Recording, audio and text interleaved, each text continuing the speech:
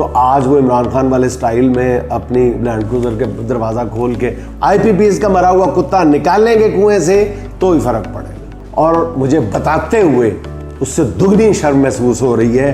Establishment के साथ भी राब्ते में रहते हैं, हुकूमत के साथ भी राब्ते में रहता है ये मुल्क, और दूसरी तरफ ये जो देसी घी शेसी घी वाली बातें उड़ाई जा रही हैं जानबूझ के।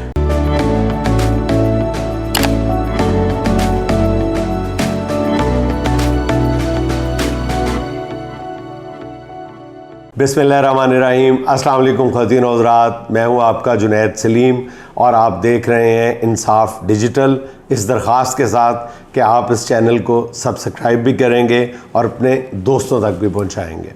सर 27% इजाफा पिछले एक हफ़्ते के दौरान, इसके ऊपर क्या कहेंगे? बाद में आगे चलेंगे। यार आप लोग बस शोर मचाने के आदी हुए हो और कोई बात नहीं है। हर बात पे महंगाई महंगाई महंगाई। अभी आज मैं देखता रहा हूँ टीवी पे दिखा रहे थे कि जनाब चीनी की कीमतों में कमी वाक़ई हो गई है और उसका शुक्र अदा नहीं करते आप लोग। क्या अब तुम कहोगे फ़ौरन कहोगे ये एक हफ्ते के दौरान 50 रुपये इजाफा हुआ था तो 10 रुपये कमी वाक़ई हो गई। और यार अल्लाह का शुक्र अदा करना सीखो ना भाई। 50 रुपये इजाफा अगर ना करती हुकूमत 10 रुपये 15 रुपये कमी वाक़ई फिर तो 50 रुपये का इजाफा तो था ही ना। जेहन में रखा करो भाईजान, ये वही है वो जो कहते हैं ना कि 11 महीने तो 1 महीना साडा लूट सेल। और वही जो 50 रुपये की चीज़ होती है वो लूट सेल से पहले 100 रुपये की कर दी जाती है, फिर कमी करके 100% कमी करके 50 रुपये की कर दी जाती है। तो यार ये हुकूमत चलाने के भाईजान टैक्टिक्स होते हैं, इनको समझने की कोशिश करें, हुकूमत की मजबूरियों को समझा करें। अच्छा, दूसरी तरफ बिजली चोरों के ख़िलाफ़ क्रैकडाउन बड़े ज़ोरों शोर से जारी है। कहा जा रहा है कि जी को 5000 से ज़्यादा बिजली चोर पकड़ लिए। क्या बिजली की कीमतों में भी कमी आएगी? हमें भी कोई रिलीफ मिलेगा? टके का रिलीफ नहीं मिलेगा आपको। आप बिल्कुल तसल्ली रखें, टके का फ़ायदा नहीं होगा। 1.5 रुपये का फ़ायदा तो हो गया है ना चंद दिन पहले दोबारा। जी 1.5 रुपये का इजाफा हो गया। इजाफे पे इजाफा हो गया, जो मर्जी कर लो। IMF ने उठा के फेंकी आपकी, जैसे कहते कि हम वो एडजस्टमेंट कर लेंगे IMF के साथ, उठा के उन्होंने फेंका। उन्होंने कहा केड़ा एडजस्टमेंट, जो हमने कहा है वो करके दिखाओ, वही करो बस, अनफ। उन्होंने सुनी नहीं है बात, तो आप जो मर्जी कहते जाएंगे। देखिए असल बात ये है, आप ये हम कहने के लिए बातें सारी बहुत अच्छी हैं कि जनाब आपने ये कर लिया, आपने वो कर लिया, लाइन लॉसेस, बिजली की चोरी, ये कई दहाइयों से हो रही थी, ठीक है, लेकिन फिर भी बिजली की कीमतों का ये हाल नहीं था। इसका मतलब है कि मसला कहीं और है और आप कहीं और तलाश कर रहे हैं। अवाम को खुश करने के लिए 3-4 स्टेप्स बहुत अच्छे हैं कि आपने 5000 बिजली चोर पकड़ लिए, आपने मुफ्त बिजली जिनको दी जा रही थी उनमें आपने कमी ले आए हैं। इस तरह के 2-3 स्टेप्स आप उठा लें, लेकिन मेरी एक बात याद रखें कि बिजली की कीमतों में ये जो बेहोश कर देने वाला इजाफा है ना, इसकी वाहिद वजह सबसे बड़ी वजह नहीं मैं कह रहा हूँ वाहिद वजह जो है वो IPPs के साथ किए गए इंतहाई गलीज़ मुआहदे हैं। और कोई लफ्ज़ नहीं मैं बोलूँगा, इंतहाई गंदे और गलीज़ मुआहदे हैं। वो जो कहते हैं बड़ा घिसा पेटा लतीफ़ा है कि वो कुएं में वो कहते हैं कि जी वो कुत्ता गिर जाता है, मरा हुआ कुत्ता, तो मौलवी साहब कहते हैं कि जी एक आप बाल्टी पानी की निकालने, कहते हैं जी नहीं। तो वो कहते हैं कि जी डालते जाते निकालते जाते, कहते हैं जी अभी भी बू आती है। महीने के बाद जाके मौलवी साहब कहते हैं वो कुत्ता निकाला है, कहते नहीं जी कुत्ता तो नहीं निकाला। तो कहते हैं फिर वो कैसे पानी साफ़ हो जाएगा?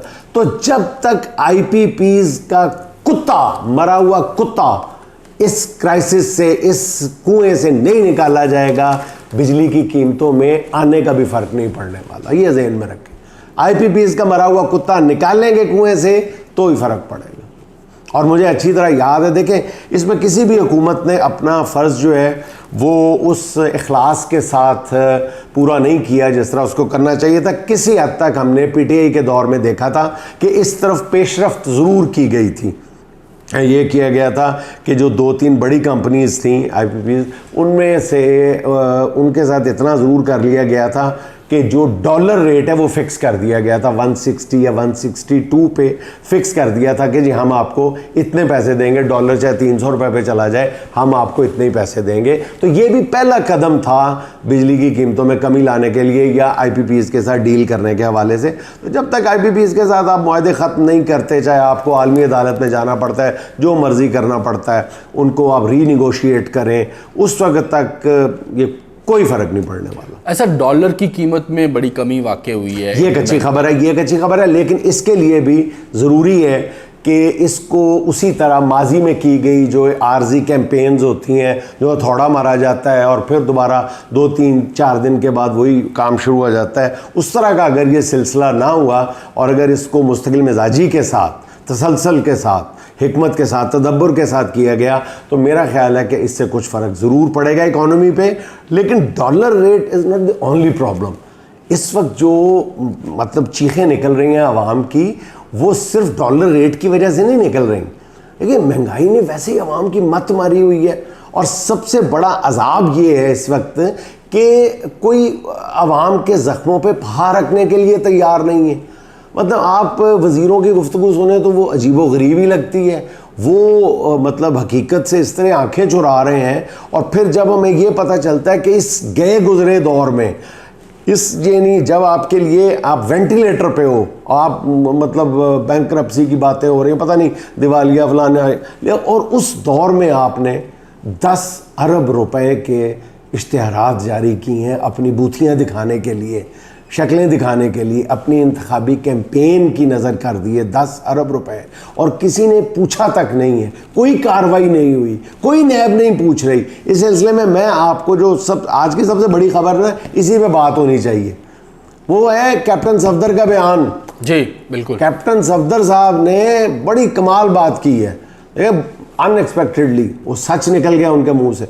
बल्कि खबर ये है, उनकी गुफ्तगू आप सुन लो, क्या कह रहे हैं, पहले गुफ्तगू सुन लो। उस पर क्या कहना चाहेंगे? ये बात तो अगर आप पूछें मरियम औरंगज़ेब से, जो साबका इंफॉर्मेशन मिनिस्टर थी, मैं मरियम औरंगज़ेब का तर्जमान तो नहीं हूँ, वो मेरी जमात की तर्जमान है, वही बेहतर बताएगी उसके पर्स से 10 अरब किसने निकाला है। तो बेहतर ये जवाब मरियम औरंगज़ेब खुद दे दे तो बेहतर है, उसके पास मौजू जवाब भी होगा, क्योंकि वो फर्स्ट टाइमर नहीं है, पहले भी हमारी वज़ीर रही हैं, अब भी रही हैं, उनको हालात का पता होगा, वो इस पे पर्दा उठाएंगी कि ये 10 अरब का इल्ज़ाम है या है तो कौन सी जो न्यूज़ एजेंसीज़ हैं उन्होंने लिया है, किसको इश्तिहार दिए हैं, कौन उसका ओनर था। इस पर JIT बन जाएगी, सब कोई अवाम दूर हो जाएंगे। अगर ज़्यादा किसी को शौक है तो वो सुप्रीम कोर्ट में चीफ जस्टिस साहब से बात कर ले कि ये हुआ है, 100 मोटर ले ले, हम इसका जवाब देंगे। बहुत शुक्रिया जी। सर, ये तो बड़ी खौफनाक बातें कर रहे हैं। इसमें जो उन्होंने सबसे बड़ी बात की है, उन्होंने 2 बातें बड़ी ज़रूरी हैं, बड़ी इंपॉर्टेंट है, वो ज़रा गौर से सुनो। एक, उन्होंने कहा कि मरियम औरंगज़ेब के पर्स से 10 अरब रुपया कौन ले गया, ज़रा चेक तो करें। दूसरी बात उन्होंने ये की है कि किन एजेंसियों को फ़ायदा दिया गया। सबसे बड़ी बात यह है कि उन्होंने इसके लिए JIT बनाने का मुतालबा किया है जी, यानी JIT भी बनाई जाए या सुप्रीम कोर्ट के चीफ जस्टिस साहब जो हैं वो सुओ मोटो नोटिस लें 10 अरब रुपए के हवाले से जी। और आज ही के हवाले से एक और मैं आपको बात बताऊं, जिस तरह ये जो है गुफ्तगू जो है कैप्टन सफदर साहब की, ये अननोटिस चली गई है ना, मीडिया दूसरी बातों में लगा हुआ है, उसी तरह एक और जो है वो बहुत ज़बरदस्त गुफ्तगू है, वो भी अननोटिस चली गई है। वो है हमारे निगरान वज़ीर सनत व तिजारत मोहतरम जनाब गौहर एजाज साहब का इतराफ़ या मुँह से निकलने वाला सच, यानी इन 2 दिनों में 2 सच मुँह से निकले हैं। उन्होंने वो भी ज़रा सुन लें, गौहर एजाज साहब की गुफ्तगू भी ज़रा सुन लें। जो कहते थे ना पता नहीं क्या क्या बोला जाता था कि जी IMF के शिकंजे में कस गया इमरान खान हमें और मरवा दिया इमरान खान ने, तो ये ज़रा गौहर एजाज साहब की गुफ्तगू सुन लें। जैसे एक बिज़नेस स्ट्रैटेजी बनाई जाती है, तो मैं बिलीव करता हूँ हमारे मुल्क को एक बिज़नेस स्ट्रैटेजी की ज़रूरत है आज के दिन, और वो बिज़नेस स्ट्रैटेजी अगर बन गई, हमें मौका मिल गया, चाहे वो 3 महीने हैं या 3 महीने से ज़्यादा हैं, मुझे इल्म नहीं, और मैं हर घंटा जितने दिन भी इसके अंदर मौजूद होंगे मैं इस स्ट्रैटेजी को बना के जाऊँगा। और वो स्ट्रैटेजी ये है कि जब 2022 का साल था तो हम कहते थे बहुत खुशहाली है, $80 बिलियन की इंपोर्ट थी और हमारी $32 बिलियन की एक्सपोर्ट थी, और हम बड़े खुश थे कि $112 बिलियन की हमारा ट्रेड हो रहा था। पाकिस्तान, हमने कहा 6% GDP ग्रोथ है, हर तरफ जो है खुशहाली नज़र आ रही थी। सर पहली दफ़ा कोई वजीर सच बोलता नज़र आया है। आगे आगे देखिए होता है क्या, आने वाले दिनों में मजीद सच निकलेंगे। अभी तो भाईजान बात ये है कि अवाम जो है ना वो शायद निगरानों को इसलिए माफ़ कर रही है कि चलो पता नहीं कितनी देर इन्होंने रहना है, 2-4 महीने बाद है, फिर देखेंगे क्या होता है। और मतलब जहाँ पे इतना अरसा उन्होंने महंगाई की चक्की में पिसते हुए गुजार दिए हैं, तो वहाँ पे 2-4 महीने और गुजार लें वो। बल्कि अवाम की हालत तो उस बेचारे शौहर वाली हुई है ना, जिसको डॉक्टर कहता है कि आपके लिए अच्छी खबर नहीं है, और बड़े अफसरदा सा, बहुत अफसरदा हो के वो शौहर को कहता है कि आपकी बेगम के मैंने सारी रिपोर्ट्स देखी हैं, तो वो ज़्यादा से ज़्यादा 3 महीने और ज़िंदा रह सकती हैं। तो शौहर बेचारा नीचे मुँह करके कहता है चलो ठीक है, जितने 20 साल कड्ढे ने उतने 3 महीने भी काट लांगा। जिस तरह आवाम ने बेचारी इतना अरसा गुजार दी है, उसमें मेरा ख्याल है कि बाकी इनसे जो पता नहीं अब 3 महीने या 6 महीने या 1 साल है, जितना भी है आवाम बेचारी देख रही है कि ये भी निकाल लेंगे। सर एक खुशखबरी सुनाई जा रही है आज से शाम से कि जी वीज़ा पॉलिसी नरम कर दी है, और अब ये भी हमारे वज़रा ने बड़ा तमतराक के साथ दावा, वो वीज़ा पॉलिसी नरम, जैसे बिल्कुल ऐसे लग रहा है जब वो बता रहे थे ये सब कुछ पूरी कौम को सुना रहे थे, तो नज़रों के सामने आ रहा था कि पूरी दुनिया में जितनी भी पाकिस्तानी एम्बेसीज़ हैं उनके बाहर लाइनें लगी हुई हैं, हंगामे हो रहे हैं, लाठीचार्ज हो रहा है, पाकिस्तानी वीज़ा हासिल करने के लिए लोग मरे जा रहे हैं, सिफारिशें करवा रहे हैं, और जनाब वहाँ पर तबाहियाँ फिर गई हैं पूरी दुनिया में पाकिस्तानी सफारत खानों के बाद। आलम ये है, कड़वा तरीन सच ये है इस वक्त, जो सुनते हुए भी शर्म महसूस हो रही है, और मुझे बताते हुए उससे दुगनी शर्म महसूस हो रही है कि अफ़गानिस्तान जैसे मुल्क ने पाकिस्तान के हवाले से अपने शहरियों से दरख्वास्त की है कि पाकिस्तान का सफ़र ना करें, पाकिस्तान बड़ा ख़तरनाक मुल्क है, सिक्योरिटी अलर्ट जारी किया है जिसको ट्रैवल अलर्ट कहते हैं। अस्तगफिरुल्लाह, अफ़गानिस्तान ने जो दुनिया का ख़तरनाक तरीन मुल्क कहलाता था, उसने अपने उसकी हुकूमत ने अपने शहरियों से कहा है पाकिस्तान के बारे में। तो वहाँ हम कह रहे हैं कि जनाब अली के वो जनाब वीज़ा पॉलिसी नरम कर दी जाएगी, जैसे हाँ सरमायाकार आएंगे और डॉलरों की बोरियां लेके आएंगे। बताएं तो सही ना, अल्लाह करे ऐसा ही हो, अल्लाह करे ऐसा ही हो। बताएं भी तो सही ना कि आप अब क्या दे रहे हैं उनको, सरमायाकारों को। पूरी दुनिया के सरमायाकार आपके पास क्यों आएंगे, क्या आप देने के लिए आपके पास उनको क्या है? जी सर, एस्टेब्लिशमेंट और पीटीआई के दरमियान कोई बातचीत होती नज़र आ रही है आपको? जो कुछ लोग मैं आपको भाईजान पहले भी बता चुका हूँ कि एक ही रास्ता खुला है। एक मैं ज़्यादा खुले लफ्ज़ों में बता देता हूँ कि बरादर इस्लामी मुल्क जो है, जिनके बारे में वलीयत के बारे में अब नाम ही ले दिया मैंने, तो उनके ज़ाहिर है कि दौरे की जो नहीं हो रहा उसकी बहुत सारी वजूहात में एक बड़ी वजह ये भी थी कि उनका गिला था हुकूमत से कि उन्होंने पीटीआई के हवाले से कुछ वादों पर अमल नहीं किया है। ज़हन में रखें कि ये वाहिद मुल्क है पूरी दुनिया में कि जो इस्टेब्लिशमेंट के साथ भी राब्ते में रहते हैं, हुकूमत के साथ भी राब्ते में रहता है ये मुल्क। लेकिन इस मुल्क को इसके अलावा 1 या 2 मुल्क और ऐसे हैं पूरी दुनिया में, पूरे यानी अब वर्ल्ड मैप पे देखें तो 2 या 3 मुल्क उस मुल्क के अलावा और हैं जिनको पाकिस्तान की आवाम के जज्बात का भी ख्याल रखना पड़ता है। तो जब वो देखते हैं कि यहाँ पे 80% जो है सपोर्ट एक बंदे को हासिल है, तो वो फिर लामहला और बहुत सारी बातें भी देखते हैं। तो जो कुछ सामने आ रही है सिचुएशन, वो मैं आपको बता देता हूँ कि वो मुज़ाकरात बैकडोर या जिस तरह भी हैं वो जारी हैं। और उन्होंने एक तो एतराज़ इस बात पे भी किया है, कुछ और बातों के अलावा जो उनका मेन एतराज़ है कि जो इस सारे मामले को निगोशिएट कर रहे थे उनमें उनकी मर्ज़ी के बग़ैर पाकिस्तान ने अपनी साइड से कोई 1-2 बंदों को तब्दील किया है इस निगोशिएशन में। इस पे भी उनको एतराज़ है। तो पता नहीं अभी आगे जाके क्या सूरत बनेगी, ये कच्ची पक्की सी बातें हैं सारी, लेकिन आगे जाके कंक्रीट क्या शक्ल इख्तियार करती है I don't know. Sir Imran Khan क्या मजबूत हैं, खड़े हुए हैं जेल में? देखें, इमरान खान तो हर गुजरते दिन के साथ मज़ीद मजबूत होता जा रहा है। मेरा ख्याल है कि इमरान खान जो है ना कैदियों कुदियों के साथ वो चौकड़ी मार के बैठ के 12 टहनी भी खेलते होंगे। और दूसरी तरफ ये जो देसी घी शेसी घी वाली बातें उड़ाई जा रही हैं जानबूझ के, ताकि वो उनका इमेज डेवलप ना हो सके कि वो सख्ती बर्दाश्त करने वाला बंदा है।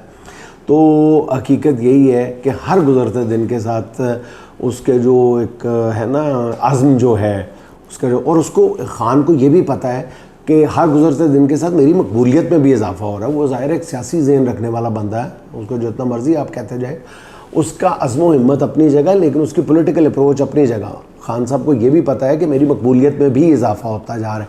अब सवाल ये पैदा होता है कि उनकी मकबूलियत जो इमरान खान की है वो इलेक्शन में कैसे ट्रांसफॉर्म और कब ट्रांसफॉर्म होगी। तो उस सिलसिले में मेरे पास ख़बर ये है कि जो बाज़ बड़ी कुव्वतें हैं वो ये देख रही हैं ताकतवर, ये भी एक इम्कान ज़ाहिर किया जा रहा है कि उस ताकत को, इमरान खान की ताकत को मुज्तमे होने से पहले ही अचानक इंतखाबात अनाउंस कर दिए जाए, बहुत अर्ली, इमरान खान की तवक्को से भी पहले, और बिल्कुल बहुत बड़े लेवल पे, मैस स्केल लेवल पे कैंपेन की और इलेक्शन का माहौल बनने का मौका ही ना दिया जाए और फौरी तौर पे बस इलेक्शन करवा दिए जाए अपनी मर्ज़ी के। लेकिन उसमें भी बहुत सारे लोगों ने इससे इख्तलाफ किया है और इस अप्रोच को दुरुस्त करार नहीं दिया, इसलिए वक्ती तौर पे इस तजवीज़ को भी ब्रेकें लग गई हैं।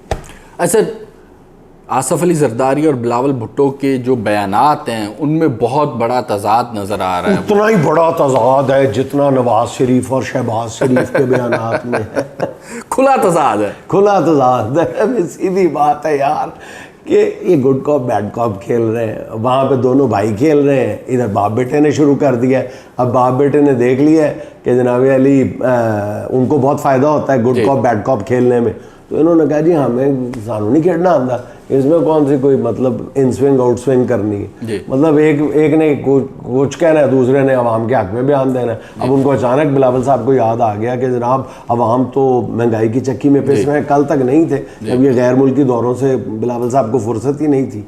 तो आज वो इमरान खान वाले स्टाइल में अपनी लैंड क्रूज़र के दरवाज़ा खोल के उसी तरह हाथ हिला के इमरान खान बनने की कोशिश कर रहे थे। अचानक उनको याद आया कि अवाम तो बेचारे बड़े दुखी हैं। सर इसी के साथ आज की छोटी सी बात जनाब, निगरान हुकूमत की इस महंगाई से आवाम को निकालने की जो कोशिशें हैं उनसे मुतालिक है। वही बीवी वाला हिसाब जो एक रुका अपने शौहर के लिए छोड़ के चली जाती है कि जी मैं शॉपिंग के लिए जा रही हूँ, और आपका खाना जो है वो खाना पकाने वाली तरकीबों के सफ़ा नंबर 25 पे, और उसके इंग्रेडिएंट्स जो हैं वो शबीर करियाने वाले की दुकान के पास है। तो यही हुकूमत है। नाज़रीन खुश रहें, खुश रखें। आपसे मुलाकात होगी इंशाअल्लाह अगले व्लॉग में।